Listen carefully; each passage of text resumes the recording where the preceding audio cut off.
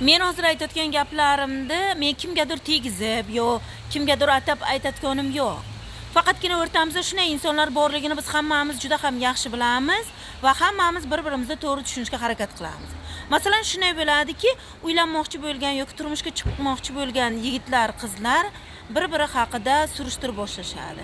Qo'shnilardan surishtirishadi, qarindosh urug'lardan surishtirishadi. Qaysi qo'shni o'zini qo'shnisini yomonlaydi? To'g'ri, mana vijdoni, insofi, mana nima deydi, qiynalgan, nima deydi, yomon qizni biron bir yaxshi yigitga berib, uni hayotini buzmasligini istaydiganlar, mayli, ular haqiqatni aytishi mumkin, lekin hammasi ham haqiqatni aytmaydi.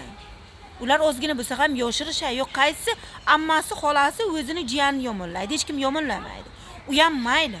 Bir-biri bilan gaplashgan payti bilasizlarmi, bir-biriga savol berishadi. Siz ichasizmi, chekasizmi, uyda yig'ishtirasizmi, tozalikka ko'rasizmi, ovqat pishirasizmi degan gaplarni gapirishadi bir-biriga.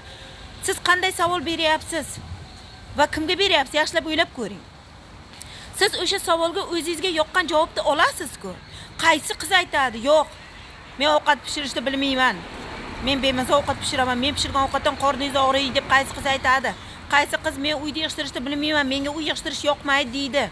Qaysi qiz "Men uyquni sevaman" deydi? Hamma ham erga tegib olguncha o'zini spo ko'rsatadi, chiroyli ko'rsatadi, go'zal ko'rsatadi. Beraydigan savolingizni berib biling. Yo, qaysi yigit aytadi, "Men rosa ichaman, rosa ichib yotib ko'chaga dumalab qolaman. Siz meni kerak bo'lsa olib kelasiz" deb qaysi yigit aytadi? Bu gaplarni hech kim aytmaydi. Shuning uchun, hurmatli yigitlar, adashmaslik uchun qizni o'zingiz kuzating.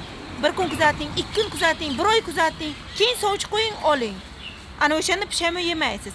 Lekin mana bunaqa bema'ni savollarni berganingiz bilan o'zingizga o'zingiz yoqqan javobni olasiz, xolos.